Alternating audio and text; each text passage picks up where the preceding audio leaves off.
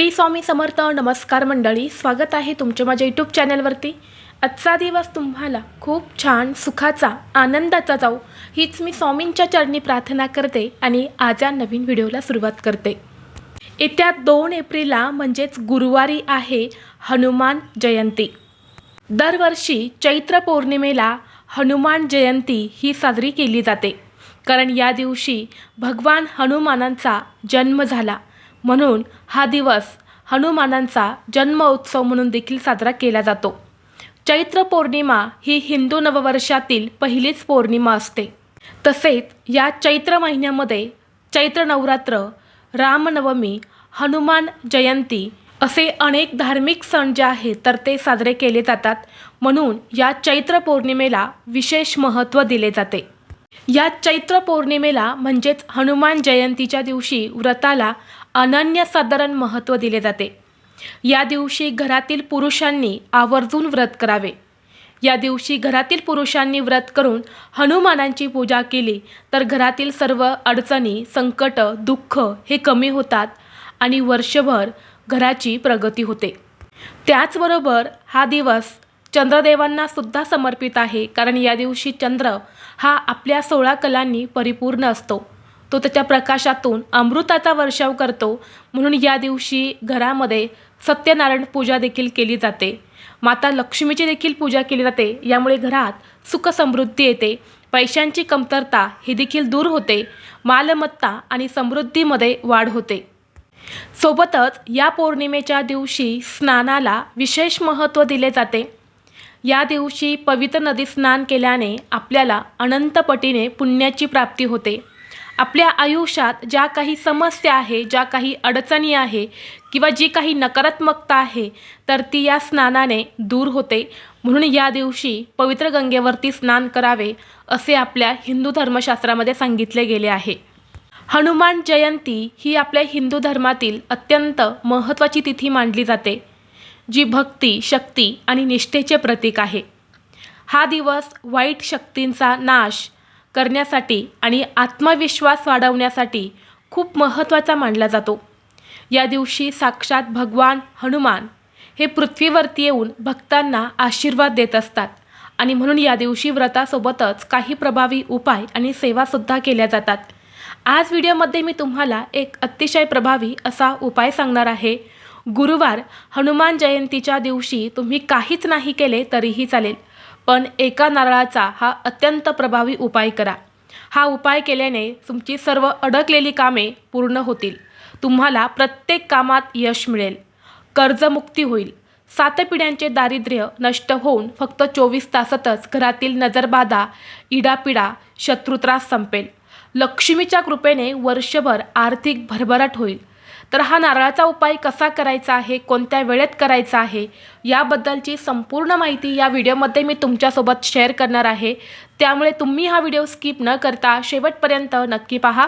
चॅनलवरती नवीन असाल तर सबस्क्राईब करा आणि असेच माहितीपूर्व नवनवीन व्हिडिओ पाहण्यासाठी बेल आयकॉनलाही प्रेस करा. म्हणजे जेव्हा कधी मी नवीन व्हिडिओ अपलोड करेल त्याचं नोटिफिकेशन सर्वात अगोदर तुम्हाला भेटेल आणि तुम्ही एक पण व्हिडिओ मिस करणार नाही. तसेच हाईप बटन देखील क्लिक करा. आज या व्हिडिओमध्ये मी तुम्हाला जो उपाय सांगणार आहे तर हा उपाय आपल्याला उद्या म्हणजेच 2 एप्रिलला गुरुवारी करायचा आहे. अगदी सकाळपासून ते संध्याकाळपर्यंत हा उपाय तुम्ही कधीही करू शकता, परंतु शक्य असेल तर हा उपाय तुम्ही सकाळी लवकरात लवकर करण्याचा जास्तीत जास्त प्रयत्न करा. जर सकाळी तुम्हाला नाही शक्य झाले तर तुम्ही संध्याकाळपर्यंत देखील हा उपाय केला तरीसुद्धा चालणार आहे, कारण या पौर्णिमेच्या दिवशी आपण संध्याकाळी हनुमान जयंती साजरी करत असतो. या चैत्र पौर्णिमेला संध्याकाळी हनुमानांचा जन्म झाला म्हणून आपण सायंकाळीच त्यांचा जन्म उत्सव जो आहे तर तो साजरा करत असतो. यंदा हनुमान जयंती साजरी करण्यासाठी जो शुभमुहूर्त असणार आहे तर तो सायंकाळी 6:15 ते 8 वाजेपर्यंत असणार आहे. ज्या घरामध्ये या हनुमान जयंतीला हा एक उपाय केला जाईल त्या घरातील सर्व अडचणी, संकट दूर होतील.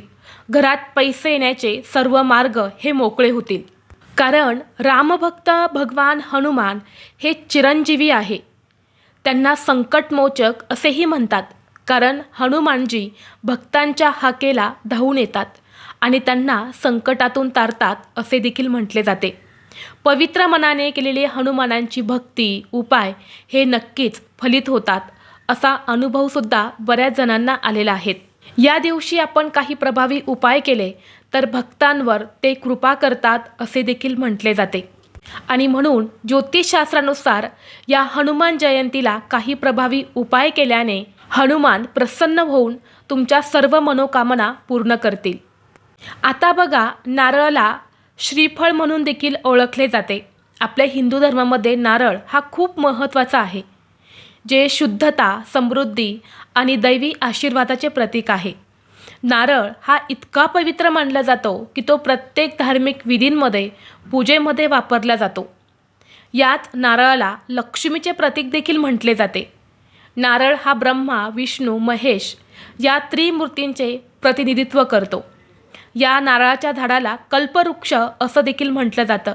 जेव्हा भगवान विष्णूने पृथ्वीवरती अवतार घेतला तेव्हा देवी लक्ष्मी नारळाचे झाड कामधेनूसोबत आणले होते. त्यामुळे नारळाला खूप जास्त महत्त्व दिले जाते.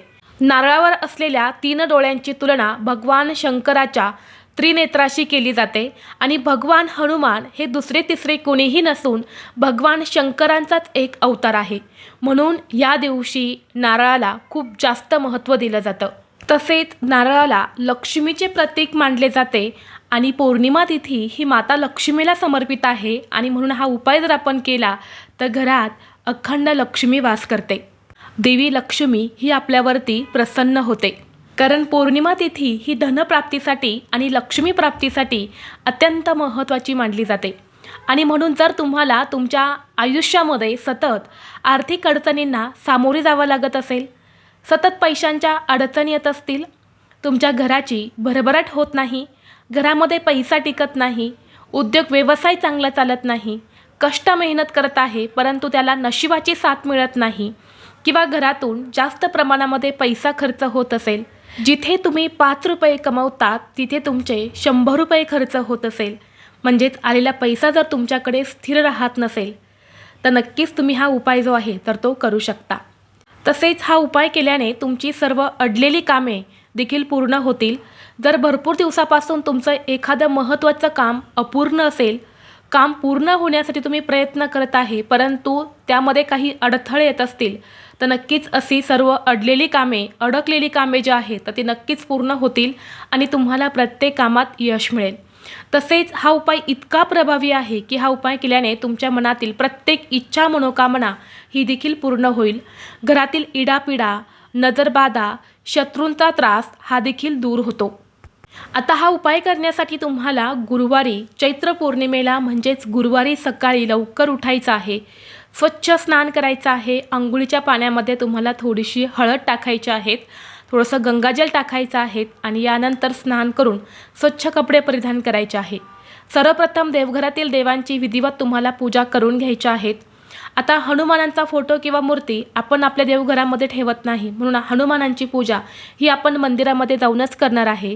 परंतु ही चैत्र पौर्णिमा आहे आणि ही पौर्णिमा तिथी आपल्या कुलदेवीला सुद्धा समर्पित असते. म्हणून कुलदेवीचा टाक असेल, फोटो असेल तर त्यावरती कुंकुम अर्चन नक्की करा. धूप, दीप, अगरबत्ती लावून वातावरण प्रसन्न करायचं आहे आणि यानंतर तुम्ही हा उपाय जो आहे तर तो करू शकता. आता उपाय करण्यासाठी तुम्हाला सर्वप्रथम एक दिवा लागणार आहे. मातीची पंती घ्या, त्यामध्ये मोहरीचं तेल घाला. मोहरीचं तेल नसेल तर साधं तेल घालायचं आहे आणि त्यामध्ये चिमूटभर तुम्हाला काळी किंवा पिवळी मोहरी टाकायची आहे. यानंतर तुम्हाला सोबतच एक नारळ लागणार आहेत. ज्या नारळामध्ये पाणी असेल असाच नारळ तुम्हाला घ्यायचा आहे. पूजेमध्ये तो तुम्ही अगोदर वापरलेला आहे असा नारळ अजिबात घेऊ नका. नवीनच नारळ तुम्हाला लागणार आहे. यासोबतच तुम्हाला जो लाल पिवळ्या रंगाचा कलाव्याचा धागा असतो, ज्याला मौली धागा असं म्हणतात, तर तो धागासुद्धा तुम्हाला आणायचा आहे. फक्त 10 रुपयांना हा धागा मिळतो. जिथे तुम्ही नारळ घेणार आहे तिथूनच हा धागा तुम्ही मागितला तर तिथे तुम्हाला भेटून जाईल. तर तो धागासुद्धा आणायचा आहे. यानंतर तुम्हाला एका कागदामध्ये मूठभर जे काळे उडीद असतात तर ते ठेवायचे आहेत. पुन्हा दुसऱ्या एका पुडीमध्ये तुम्हाला मूठभर काळे तीळ जे असतात ना ते घ्यायचे आहेत. यानंतर थोडासा गूळ आणि फुटाणे घ्यायचे आहेत. फुटाणे नसेल तर गूळ आणि चणा डाळ घ्यायची आहे आणि या सर्व वस्तू घेऊन तुम्हाला हनुमानांच्या मंदिरात जायचं आहे. हनुमानाच्या मंदिरात गेल्यानंतर सर्वप्रथम तिथे तुम्हाला हा दिवा जो आहे तर तो प्रज्वलित करायचा आहे। जर दिवा तुम्हाला घेऊन जाणं शक्य नसेल तर फक्त तेल घेऊन जा आणि मंदिरामध्ये जो दिवा चालू असतो तर त्या दिव्यामध्ये तुम्ही घेऊन गेलं जे तेल आहे तर ते टाकायचं आहे। तुम्ही दिवा नाही लावला तरीसुद्धा चालेल। त्याचबरोबर तुम्हाला जाताना जी रुईच्या पानांची माळ असते तर ती सुद्धा घ्यायची आहे। 5, 7, 11 या संख्येमध्ये रुईच्या पानांची माळ असते। शक्य असेल तर घरूनच तुम्ही घेऊन जा, नसेल तर मंदिराच्या बाहेर या दिवशी बऱ्याच माळी ज्या आहेत तर त्या विकायला ठेवल्या जातात, तिथून तुम्ही ही माळ घेतली तरीसुद्धा चालेल। तेलसुद्धा असतं मोहरीचं, तिथून ते तेल तुम्ही घेतलं तरीसुद्धा चालेल। ही माळ तुम्हाला मारुतीला घालायची आहे। यानंतर मारुतीच्या चरणी तुम्हाला जे काळे उडीद, काळे तीळ, गुळ फुटाणे जे आहे तर ते अर्पण करायचे आहे। आणि हा जो नारळ आहे ना हा आपल्या दोन्ही हातामध्ये घ्यायचा आहे। ओम हनुमते नमः हा मंत्र म्हणायचा आहे। आणि जो लाल पिवळ्या रंगाचा कलव्याचा धागा आहे तर तो तुम्हाला त्या नारळावरती 7 वेढे देऊन बांधायचा आहे। आणि प्रत्येक वेढा देताना तुम्हाला तुमच्या मनातील इच्छा व्यक्त करायची आहे। आणि यानंतर हा नारळ जो आहे तर तो नारळ आपली इच्छित मनोकामना व्यक्त करून मारुतीला अर्पण करायचा आहे। फोडायचा नाही, फक्त अर्पण करायचं आहे। आणि तिथे मारुतीच्या मंदिरामध्ये बसून तुम्हाला एक वेळा हनुमान चालीसाचा पाठ करायचा आहे। जेव्हा तुम्ही मंदिरामध्ये बसून हनुमान चालीसाचा पाठ करता तेव्हा साक्षात भगवान हनुमान ही ती हनुमान चालीसा जी आहे तर ती ऐकत असतात असं म्हटलं जातं। आणि म्हणून अगदी शांततेत तुम्हाला हनुमान चालीसाचा पाठ करायचा आहे। आणि पुन्हा एकदा दोन्ही हात जोडून भगवान हनुमानांना तुमच्या आयुष्यातील अडचणी दूर करण्यासाठी मनोभावे प्रार्थना करायच्या आहेत। हनुमान ही जे देवता आहे तर संकट, अडचणी, विघ्न दूर करणारे देवता आहेत। आणि या दिवशी आपण मनोभावे असा नारळ त्यांना अर्पण केला ना त्यांचा आशीर्वाद हा आपल्याला प्राप्त होतो। त्यांच्या कृपेने आपल्या आयुष्यातील अनेक अडचणी ज्या आहेत तर त्या दूर होतात। त्याचबरोबर आपल्याला या चैत्र पौर्णिमेच्या दिवशी लक्ष्मी प्राप्तीसाठी आणि धनप्राप्तीसाठी एक अतिशय प्रभावी उपाय करायचा आहे। हा उपायसुद्धा करण्यासाठी आपल्याला एक नारळच लागणार आहेत। ज्या नारळामध्ये पाणी असेल असा नारळ घ्यायचा आहे। त्या नारळावरती कुंकवाने तुम्हाला सर्वप्रथम स्वस्तिक काढून घ्यायचा आहे। यानंतर हा नारळ घेऊन आपल्याला आपल्या देवघरासमोर बसायचा आहे।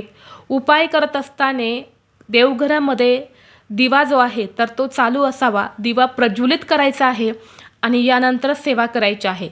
आता हा नारळ तुम्ही घेतल्यानंतर ना त्यावरती स्वस्तिक काढायचा, नारळ दोन्ही हातामध्ये घ्यायचा आणि आपल्याला एक वेळा कनकधारा स्तोत्राचं पठण करायचं आहे, एक वेळा श्री सुक्तमचं पठण करायचं आहे। आणि हा जो नारळ आहे ना हा आपल्याला माता लक्ष्मीला अर्पण करायचा आहे। माता लक्ष्मीचा फोटो असेल, मूर्ती असेल तर तिथे समोर हा नारळ अर्पण करायचा आहे। आणि यानंतर मनोभावे माता लक्ष्मीला घरात लक्ष्मी प्राप्तीसाठी आणि धनप्राप्तीसाठी प्रार्थना करायच्या आहेत। कुटुंबाची भरभराट व्हावी, आर्थिक अडचणी दूर व्हाव्यात अशी तुम्ही प्रार्थना करायची आहे। आणि यानंतर हा जो नारळ आहे ना हा नारळ तुम्ही दुसऱ्या दिवशी एखाद्या देवीच्या मंदिरामध्ये जाऊन अर्पण करायचा आहे। किंवा ते शक्य नसेल तर एका लाल रंगाच्या कपड्यामध्ये हा नारळ बांधायचा आहे आणि तुमच्या मुख्य प्रवेशद्वारावरती आतल्या साईडने ठेवायला किंवा बांधायला जागा असेल तर तिथे तुम्ही ठेवू शकता। आणि पुढच्या पौर्णिमेला तो सोडून घ्यायचा आहे आणि वाहत्या पाण्यामध्ये तुम्हाला विसर्जित करायचा आहे। तर अशा पद्धतीने आपल्याला या चैत्र पौर्णिमेला म्हणजेच हनुमान जयंतीला हे 2 नारळाचे अत्यंत प्रभावी उपाय जे आहेत तर ते नक्की करायचे आहेत। हे उपाय केल्याने तुमच्या जीवनातील ज्या काही समस्या आहे, ज्या काही अडचणी आहे तर त्या नक्कीच दूर होतील। त्याचबरोबर जर तुमच्या कुंडलीमध्ये शनीची 7.5 असेल, सतत तुम्हाला त्रास होत असेल किंवा सतत तुम्हाला आजारपण असेल तर या हनुमान जयंतीच्या दिवशी पिंपळाच्या झाडाखाली मोहरीच्या तेलाचा दिवा लावा। यामुळे नकारात्मकता दूर होते, भीती जी आहे तर ती पूर्णपणे नाहीशी होते। तसेच जर तुमच्यावरती एखादं कर्ज असेल, प्रयत्न करूनही कर्ज फिटत नसेल, कर्ज फेडण्यासाठी योग्य मार्ग मिळत नसेल, तेवढा पैसा तुमच्याकडे येत नसेल तर कर्जमुक्तीसाठी तुम्हाला या हनुमान जयंतीच्या दिवशी रात्री हनुमानाच्या मूर्तीसमोर बसून ओम हनुमते नमः या मंत्राचा 108 वेळा जप करा। नक्कीच कर्जमुक्तीसाठी तुम्हाला त्याचा फायदा होईल, कर्ज फेडण्यासाठी योग्य मार्ग मिळेल। हे सर्व उपाय तुम्ही पूर्ण निष्ठेने आणि श्रद्धेने करावेत, नक्कीच त्याचं शुभफळ तुम्हाला प्राप्त होईल। तर ही अत्यंत महत्त्वाची माहिती मला तुमच्यापर्यंत शेअर करायची होती. व्हिडिओ तुम्हाला आवडला तर लाईक करा, चॅनलवरती नवीन असाल तर सबस्क्राईब करा आणि हा व्हिडिओ आपल्या मित्रपरिवारासोबत जास्तीत जास्त शेअर करा. चला तर मग भेटू असंच पुढल्या एका नवीन व्हिडिओमध्ये. तोपर्यंत सर्वांना श्री स्वामी समर्थ.